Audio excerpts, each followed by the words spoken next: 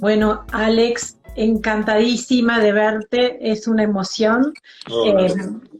conversar con vos en directo después de que he conversado tantas veces en diferido, porque soy habitué de tus videos y de tu podcast. Muchas eh, gracias, Adriana, muchas gracias. Así que inmensa gratitud por este privilegio de cruzar el océano y conversar un rato con vos. Justo cuando te estaba sumando, les comentaba a quienes ya nos están acompañando que el título de la charla lo tuvo, lo dio la longanimidad, porque esa fue la palabra que me llevó hacia vos. En algún momento en esta entropía de las redes apareció la palabra longanimidad y que me encantó, amo las palabras yo y su significado, y ahí te conocí, con lo cual me parecía que además era un concepto tan poderoso que quería invitarte a que abriéramos esta charla con esa idea y que nos contaras por qué longanimidad y por qué crees que tuvo tanta resonancia como en mí en mucha otra gente. Muchas gracias, Adriana, en primer lugar. Saludarte también muy cariñosamente y más viniendo este encuentro de la mano de un amigo admiradísimo y queridísimo que es la inmensa alma Alejandro Lodi. Así que un saludo también a mi querido maestro, así lo considero, y amigo Qué bueno. Alejandro Lodi. Así también Ah, lo siento yo. la longanimidad es una virtud. La palabra viene del latín, es muy bonita la etimología para podernos situar siempre en la raíz del conocimiento, ¿no? La etimología de las palabras nos ayuda mucho a ubicarnos. Longa anima, del latín, longa anima, alma grande, alma que se extiende, alma poderosa. Es un sinónimo, longanimidad, de la palabra magnanimidad. Magna anima, gran alma, longa anima. En el diccionario se define la longanimidad como de dos maneras. Primera, grandeza y constancia de ánimo ante la adversidad. Por lo tanto, una persona longánime es una persona que se crece, que tiene una resiliencia. A mí me gusta definir la longanimidad, es una definición subjetiva, como la resiliencia que se sostiene en el tiempo. Mm. Porque podemos ser resilientes ante determinados embistes, golpes, dificultades de la vida, pero la longanimidad es esa persona que ha incorporado como virtud la resiliencia en su existencia. Por tanto, grandeza y constancia de ánimo en la adversidad. Y la segunda definición me pareció reveladora, porque dice literalmente benignidad, clemencia, generosidad.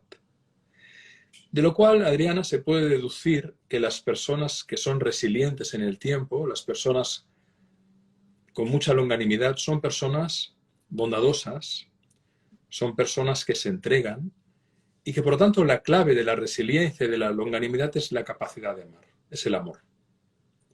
El amor como alquimizador vital, como elemento de la alquimia de lo encarnado, de la alquimia existencial.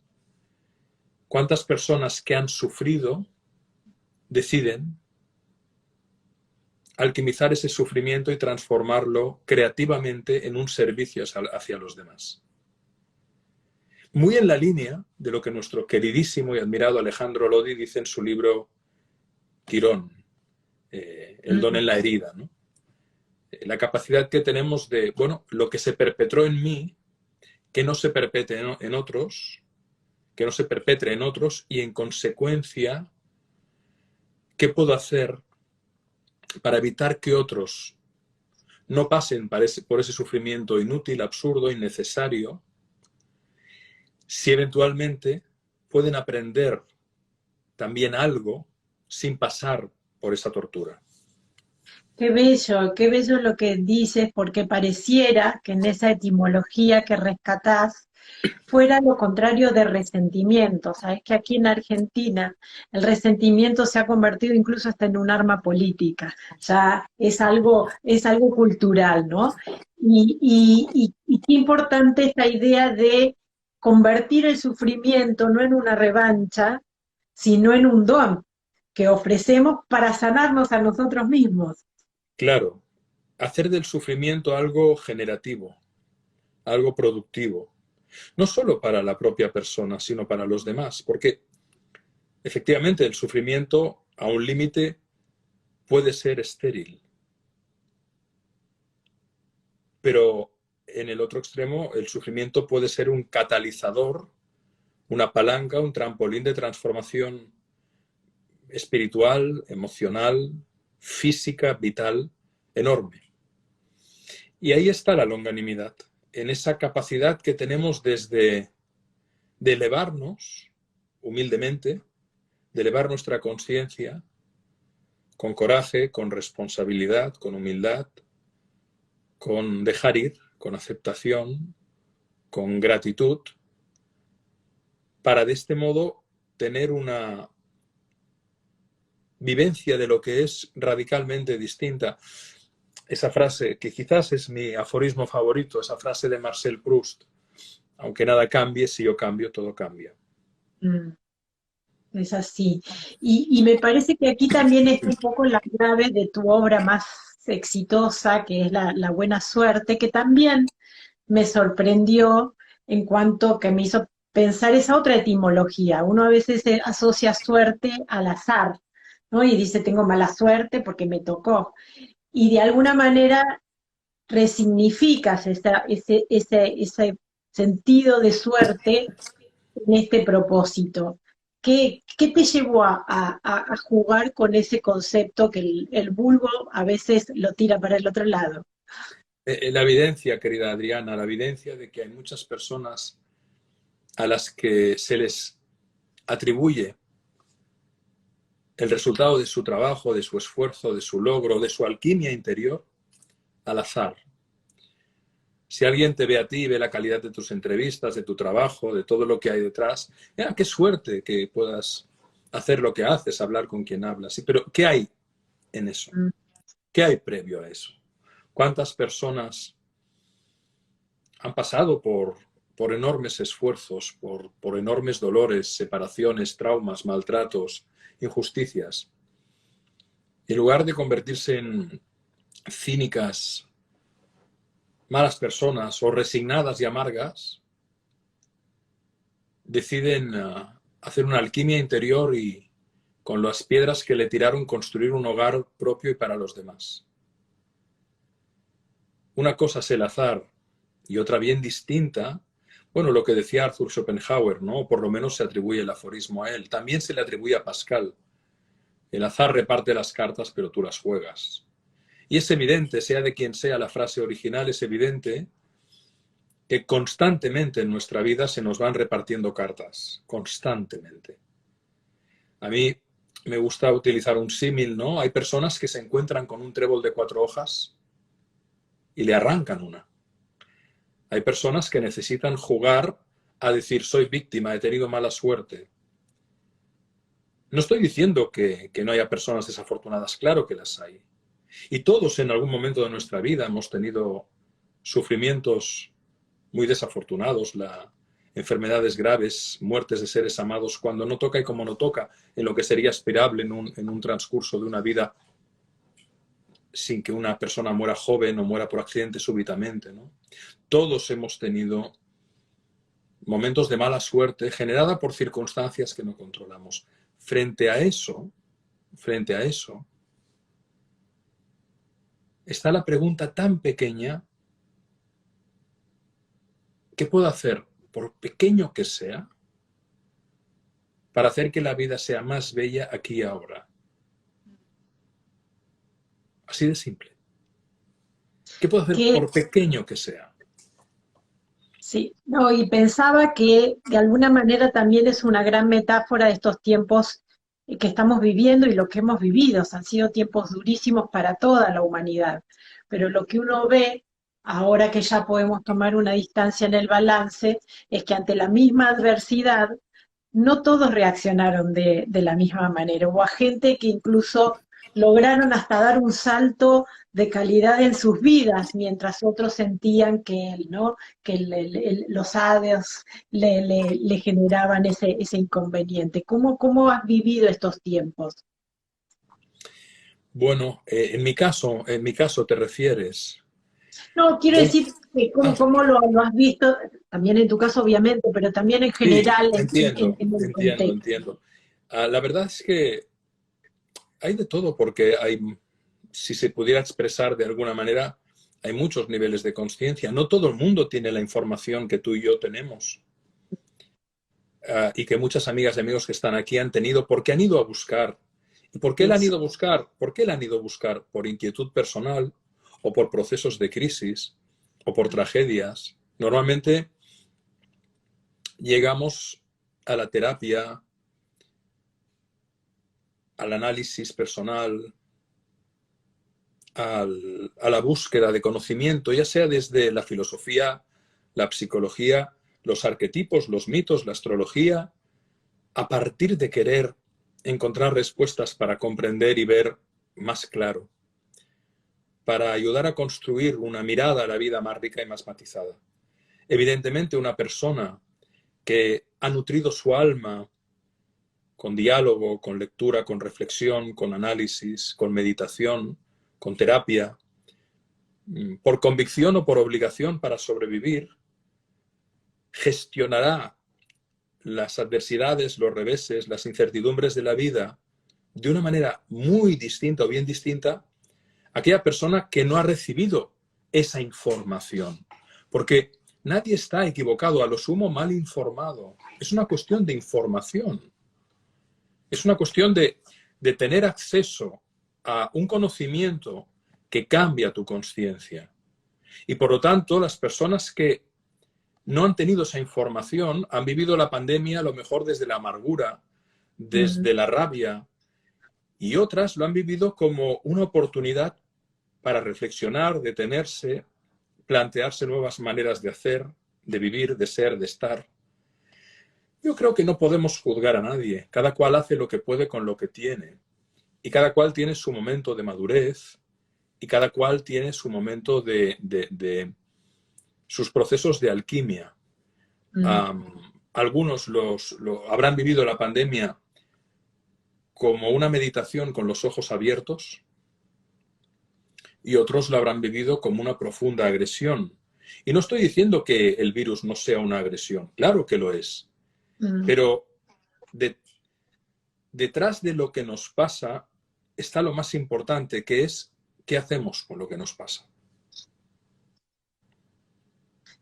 Y aquí hay algo también interesante de estos tiempos, porque quizás nunca antes la humanidad tuvo tanta información disponible y accesible, y de pronto también necesitamos algún guía que nos ayude a navegar en estos vastos océanos de la información.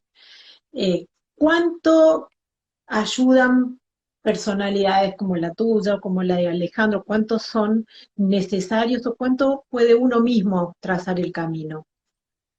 Al final, cada una y cada uno es maestro de sí mismo. Lo que sucede es que por un mecanismo de sincronicidad, el mensaje aparece cuando la persona lo busca. Y ese mensaje puede aparecer en forma de libro, en forma de un vídeo inesperado, en forma de un directo de Instagram, en forma de un mensaje por WhatsApp. Nunca sabes. Lo que está claro es que ese mismo mensaje lo recibirá otra persona y no lo valorará porque no resuena en su ser, porque no le aporta un valor. En cambio, otra persona estará en una onda, en una predisposición, en una inquietud, en una búsqueda, que encontrará ese mensaje procedente de quien sea y dirá, wow, esto que dice esta mujer, esto que dice este texto, esto que dice este hombre, me resuena.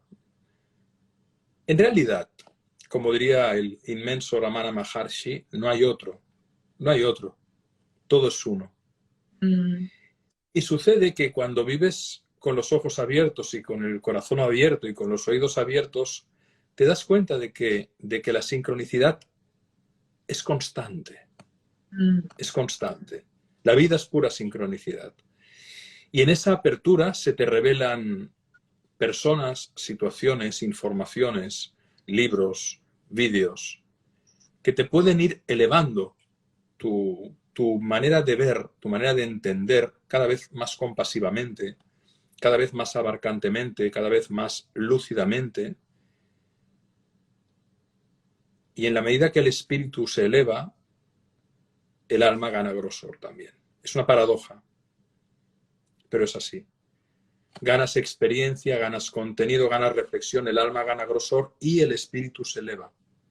Te das cuenta de que en realidad nada es tan importante y que si algo es el motor universal de todo, es el amor. Y aquí me permitiré hacer una pregunta un poco más personal, pero creo que Por ilustra supuesto, esto. las que quieras. ¿Cómo alguien que viene de las ciencias empresariales de pronto encuentra que su camino en la vida lo lleva a este dar humanista, ¿no? Es decir, ¿en qué momento en tu propia vida esas sincronicidades empezaron a llevarte por el camino que te trajo hasta aquí? En realidad, Adriana, yo estudié empresariales porque mi papá era artesano, tenía un taller de artes gráficas, era un magnífico dibujante, ilustrador y fotógrafo, y a él le hacía mucha ilusión que yo trabajara con él en la imprenta familiar y en el negocio de diseño gráfico familiar. Y yo amaba profundamente a mi padre. Y estudié para complacerle y para estar cerca de él. Pero en realidad mi vocación, ya de muy pequeño, fue comprender la esencia del ser humano. Llámale psicología, llámale filosofía, llámale... Ponle la etiqueta que quieras. Y sobre todo me inquietaba ya de muy pequeño cuando en la escuela veía que un muchacho maltrataba a otro. Yo tenía la suerte de ser grande y fuerte y siempre me ponía del lado del que era abusado para defenderle. Siempre. Pero lo que tenía más fuerza de esa experiencia para mí no era la posible agresión que procuraba yo frenar, sino entender qué llevaba al agresor a perpetrar la agresión. Es decir, ¿por qué hay personas que disfrutan haciendo daño o que necesitan hacer daño para trasladar a otros lo que les han hecho así? Y ya de muy pequeño sentí una enorme fascinación no solo por los mecanismos psicológicos, sino por el origen espiritual de la vida, ¿no? O el origen de la vida desde el punto de vista científico. Es decir, ¿qué lleva a la conciencia? ¿Qué lleva a un niño a preguntarse quién soy yo? Esa es la gran cuestión, o a una niña, ¿quién soy yo? ¿No? ¿De dónde sale la pregunta ¿quién soy yo? ¿Por qué nos hacemos la pregunta mirándonos al espejo y no reconociendo ese cuerpo? ¿Quién soy yo? ¿De dónde venimos? ¿A dónde vamos cuando morimos? Y todo eso ya de muy pequeño me llamaba mucho la atención, el fenómeno de la muerte, ¿no? Yo ya muy precozmente leía los libros de Elizabeth Kubler-Ross o de Raymond Moody o de José Luis Cabuli. Entonces, bueno, es algo que yo creo que llevamos. Yo creo, y lo digo abiertamente, yo creo en la reencarnación, pero no por una creencia, sino porque en mi caso, para mí, hay muchas evidencias. Y creo que cada alma que se encarna viene con un bagaje y hasta con una memoria. Sí. Y en mi caso, pues había una serie de condicionantes que ya me despertaban un enorme interés por lo que podríamos llamar hoy inteligencia emocional, inteligencia social, inteligencia espiritual, inteligencia psicoafectiva, etcétera, ¿no? Y por lo tanto estudié empresariales no por convicción, porque en realidad no era algo que me gustara, sino por estar cerca de mi papá y luego con el tiempo pues mi vocación fue abriéndose camino a estar en lo que estoy haciendo ahora, que es realmente una vocación. Y tan sanadora. Algo me respondiste eh, en esta respuesta en el sentido de con qué se alimenta Alex Rovira para poder compartir estas ideas. Siempre escucho relatos, películas, libros, autores que compartimos. Ahí también hay unas llaves de camino. ¿Qué es lo que te nutre en estos tiempos? Yo creo, Adriana, que las fuentes que nos nutren a todos, en mi caso yo te citaré las mías, ¿no? Pero son varias. Durante muchos años he sido muy lector, fui muy precoz y muy lector. Y aprendí técnicas de lectura rápida y leí muchísimo y mucho. O sea, quiero decir, muy rápido y mucha cantidad ya en la infancia, en la adolescencia y en la juventud. Luego, por supuesto, me gusta mucho el cine, me gusta mucho la música y las artes en general y cualquier forma de creación, ¿no? Luego vino la época del trabajo personal, 14 años de psicoanálisis, estudio a fondo de muchas herramientas terapéuticas, análisis transaccional, Gestalt, programación neurolingüística, terapia breve, terapia estratégica, sistémica, constelaciones familiares, leídas, estudiadas y aplicadas, vividas, y muchas otras. Y de todo eso se creó un crisol que ha dado lugar a un conjunto, a una mirada. Pero luego, como decía Hermann Hesse, llega un punto en la vida en que ya no necesitas tanto leer de los libros, sino, él lo expresaba así, en las enseñanzas que te transmite tu propia sangre, ¿no? Mm, Porque realmente también, en ese sentido, Sócrates tenía mucha razón. Solo sé que no sé nada, pero en ese no saber está la verdadera sabiduría. exacto, exacto. Porque en ese no saber, en ese vacío, en esa verdadera, digamos, rendición, surge la revelación. Yo creo que vivimos en la falacia de pensar que nosotros pensamos. En realidad somos pensados. Yo no respiro, soy respirado. Yo no lato, soy latido. Yo no pienso, soy pensado. Yo no vivo, soy vivido por un espíritu muy superior. Llámale Dios, llámale Brahman, llámale lo que es. Somos manifestaciones individuales, somos la gota en el océano, pero somos océano. Y lo que define la gota es algo artificial. ¿Dónde comienza y acaba la gota? Cuando flota en el aire, la ves delimitada, pero en realidad cuando cae en el océano es puro océano. Y en esa apertura surge la revelación. En esa apertura, yo ahora mismo no estoy pensando lo que te estoy hablando. Esto está siendo dicho. Y no está siendo dicho por la cosa rovira. Somos vividos por algo mucho más grande que nosotros, de dónde venimos y dónde vamos. Como decía muy bien Teilhard de Chardin, no solo somos seres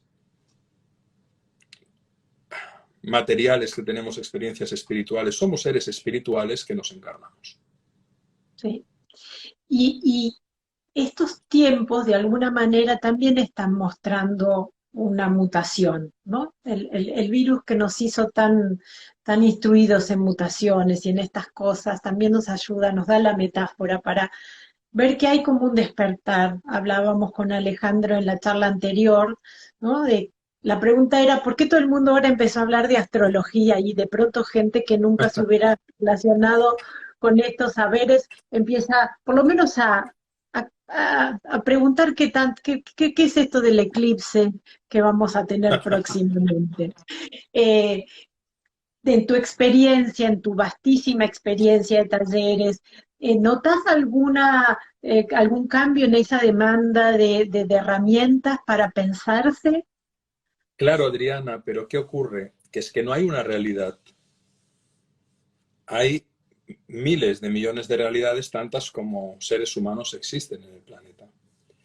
Y desde la realidad de la cosa rovira, evidentemente que constato una evolución aceleradísima de la consciencia en Mm, miles de personas con las que tengo interacción presencial o digital cotidianamente.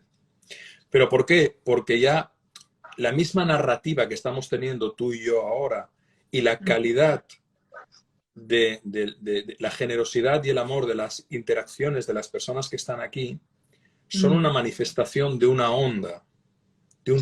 de un tipo de luz. Y por lo tanto, en esa convocatoria de esa onda energética nos encontramos. Y entonces te encuentras con personas que apuestan por la sobriedad, que apuestan por la ecología, que apuestan por la conciencia, que apuestan por la cultura, que apuestan por la humildad, que apuestan por el aprendizaje constante desde el desaprendizaje.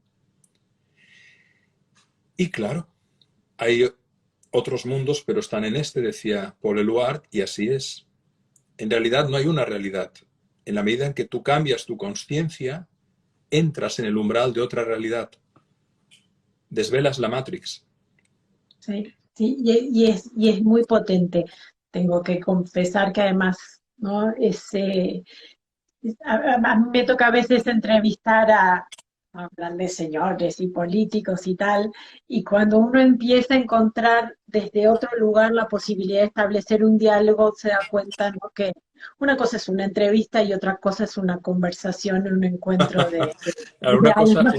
una cosa es el que tiene que hacer un personaje y representar un papel para defender un interés, y otra es la conversación desnuda de dos seres humanos que, que se acaban olvidando de que hay una cámara. Yo sé que tenés otro compromiso y vamos a respetar eh,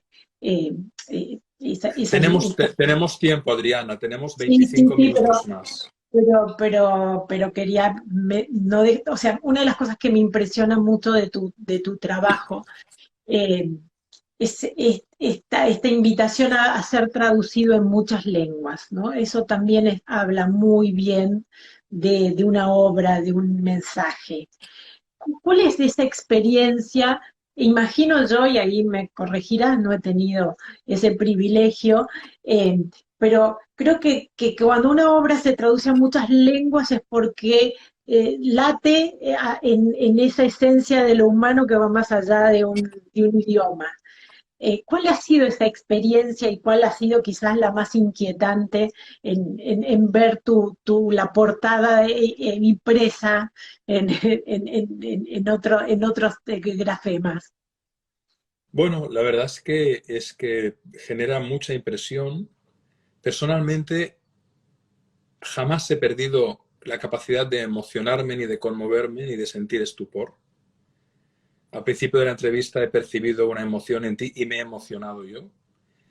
Y eso no lo he perdido. No tiene ningún mérito, porque es como, me gusta el dulce de leche y siempre me gustó. Entonces, no Somos tiene dos. mérito. No tiene mérito. No tiene mérito. Me gusta. Entonces, no dejo de sorprenderme, de emocionarme cuando veo, por ejemplo, la generosidad y la amabilidad de los comentarios. Me conmueve, y si los miro me despisto, porque pienso, qué bonita es esta persona, ¿no?, que está escribiendo esto. Sí. Eh, la verdad es que ha sido muy sorprendente. Yo te diría que una de las cuestiones que más me sorprendió fue, por ejemplo, cuando fui a Japón, que la buena suerte fue el libro del año, fue el libro que más vendió en menos tiempo de toda la historia de la literatura publicada en Japón. Wow. Incluso ganó a Harry Potter. Me decían, es un libro que refleja totalmente la esencia del Zen. En Estados Unidos me dijeron, es un libro que refleja muy bien la ética protestante. El principal representante del budismo de Japón me dijo, es un libro esencialmente budista. Han habido personas que me han dicho, es un libro sobre la fe. Otros me han dicho, es un libro de empresa totalmente práctico. Es decir, el estímulo es lo que es, y cada cual pone, como decía Baltasar Gracián, quien critica se confiesa. El Casi estímulo, el estímulo es como un lo que I es. Ching, Sí, como un I Ching. exactamente. Entonces, bueno, eso es muy bonito, porque te das cuenta de que hay mensajes que son universales y que se filtran a través del crisol de la experiencia subjetiva de quien lo recibe. Eso fue muy bonito. Y luego, desde luego, eh, lo que más me impresiona y me conmueve, lo que más, es encontrar en lectoras y lectores de los libros que he escrito o de lo que publico en la página web, o alumnos de los cursos de mi escuela digital, o gente que ve vídeos en el canal de YouTube o en Instagram, de los contenidos en general, el encuentro que se produce en un instante. En un instante. La sensación de encontrarte con alguien que no sabe su nombre y apellido, que es desconocido o desconocido, pero que en un instante sientes que las almas se abrazan. Que hay un abrazo íntimo, profundo, porque hay un encuentro en una desnudez espiritual, no hay otro, no hay otro. Y esa experiencia es constante y genera un arrobo indescriptible. Y ahí hay una clave de estos tiempos. Me lleva pensando una idea, ¿no? De que cuando yo era pequeña, el mandato de mi madre cuando iba al colegio era no hables con extraños, ¿no? Y creo que era casi un mandato de una generación, no hables con extraños. Y ahora de pronto, ahora estamos hablando con un extraño, no nos conocíamos previamente en directo, y hay una familiaridad que quizás yo no tengo con aquellas personas con las que he transitado años de mi vida. Y creo que esa es una experiencia que han favorecido las redes sociales, que a veces son tan denostadas en otras cuestiones, pero que en esta nos han permitido pasar la mayor parte del día hablando con extraños. Y está muy bien. O sea, no era tan amenazadora como diría mi madre. ¿Qué te pasa con esta nueva forma, esta conversación expandida que tenemos? Yo creo que es maravilloso. Yo creo que al final las herramientas son las que son, es decir, con un destornillador puedes hacer mucho trabajo útil o puedes pinchar y dañar a alguien, pero es un destornillador. Igual que con una cerilla, yo acabo de prender una vela hace un rato antes de la entrevista, con una cerilla puedes quemar a alguien o incendiar una casa, provocar una catástrofe, o puedes encender un hogar y dar calor a tus amores y cocinar algo sabroso, aunque sea un pan tostado, ¿no? Qué rico, por cierto. Entonces, las redes sociales, la tecnología es tecnología, es un canal. Ese canal se puede utilizar para la perversión o para la realización, para la separación o para la comunión, para el insulto o para la caricia. Y por lo tanto, si tú lo utilizas adecuadamente, puedes propiciar encuentros de altísimo valor subjetivo. Y en ese sentido, creo que son una herramienta muy útil que hay que saber utilizar, como toda herramienta, porque son complejas, porque tienen muchas dimensiones, cada vez más. Pero en ese sentido, yo me siento muy agradecido a la tecnología porque, por ejemplo, en la pandemia me ha permitido desde ver a mi mamá cara a cara y acompañarla hasta tener un encuentro como este que estamos teniendo, ¿no? Justo acá estoy leyendo un comentario que te pregunta cómo puedes estar en tantos lados, y bueno, creo que responde, ¿no? La tecnología también nos hace eso. Es la tecnología y también aprender a organizarse. Al final la vida son hábitos, ¿no? Hay quien dice es mi destino a su inercia y hay quien dice es mi destino a sus hábitos. Y yo creo que aprendemos a vivir, aprendemos a organizarnos, aprendemos a gestionar y evidentemente, pues en la medida que tú te gestionas, tú puedes generar mucho contenido de valor. Es decir, a mí todo aquello que me ha sido útil en mi vida, me encanta compartirlo con los demás. Me gusta mucho decir una expresión que es, me gusta abrir el regalo juntos. Es decir, qué más bonito si te dan una caja de bombones que abrirla y compartir esos bombones o esa botella de vino o ese té o ese cesto de frutas, ¿no? Y la tecnología permite eso. miren qué bueno lo que dice Alejandro Lodi, qué bueno lo que dijo Kubler-Ross, qué bueno lo que dijo Germán Hesse, qué bueno lo que dijo quien sea, mujeres y hombres que nos iluminan la existencia, o incluso compartir reflexiones desde la subjetividad para propiciar un debate desde el acuerdo, desde el desacuerdo, pero un debate que al final nos obligue a reflexionar y que nos invite a abrir los ojos y el corazón, como decíamos antes. Muchos de nuestros contertulios ahora que nos preguntan por tus libros, en las cuentas de redes sociales de Alex Rovira van a encontrar muchísimo material, muchísimos. Pregúntenle a Google y Google va a ser generoso porque Alex está en muchos lados y en todos los lados hay un oído y una voz para dialogar. Ahora sí cerrando, porque creo que esta charla no va a acabar en este momento. Esta charla empieza una gran conversación que seguramente nos irá cruzando como nos cruzó en este día. ¿Qué ves?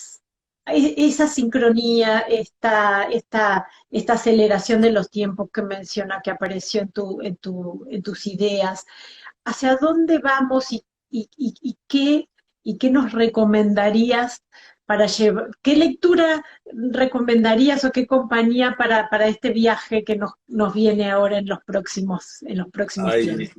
tantas recomendaciones, tantas. En mi página web, que la acabo de escribir, alexrovira.com, tengo varios blogs y recomiendo autoras, autores clásicos, contemporáneos, Ken Wilber, David R. Hawkins, Hipatia de Alejandría. Hay cientos de autoras y de autores para aquellas personas que quieran leer. Clásicos, contemporáneos, fallecidos, vivos. Entren en la página web y ahí encontrarán, porque ese ha sido también el propósito, ¿no? De alguna manera divulgar, ¿no? Dar a conocer lo que te decía hace un momento. Y respecto al futuro, mi mirada es optimista, a pesar de que evidentemente un optimismo realista, pies en el suelo y cabeza en las estrellas. El lenguaje de la realidad es la acción y nos toca trabajar para crear las circunstancias de una transformación individual y colectiva.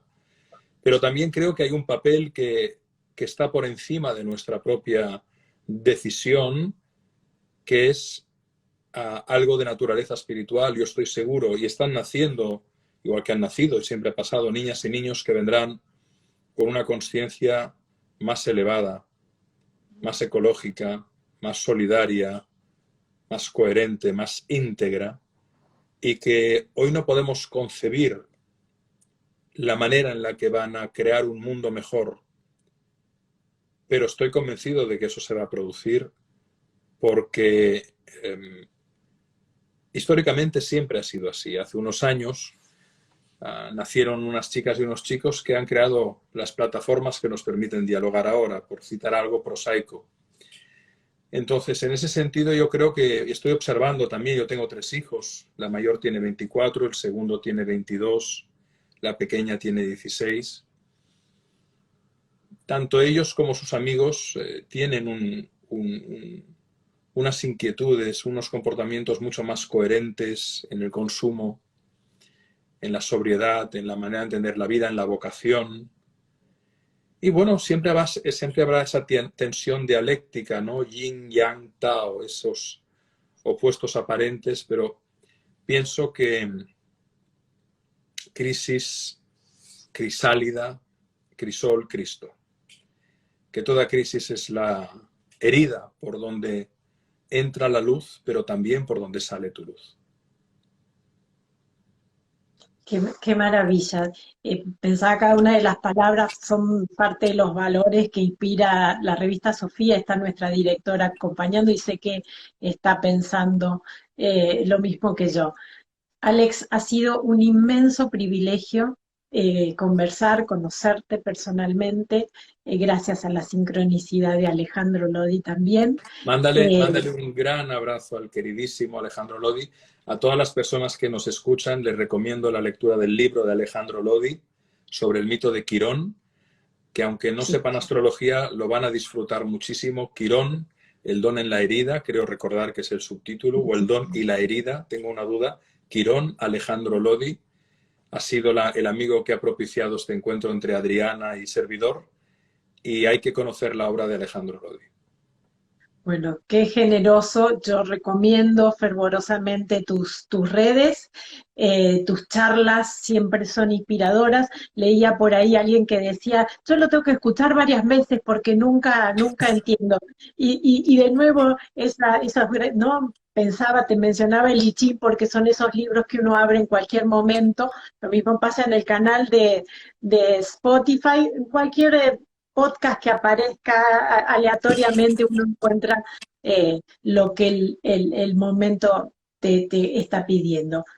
Infinitas gracias en nombre del equipo de Sofía. Un placer, Adriana. Estamos en contacto, repetimos conversación más adelante.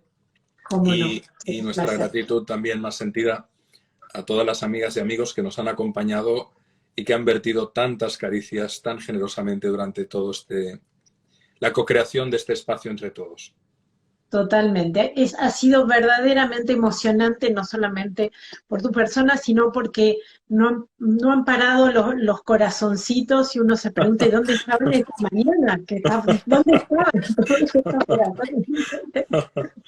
Un placer, un beso, un abrazo y hasta pronto. Muchas gracias. Hasta pronto. Gracias. Hasta pronto. Chao.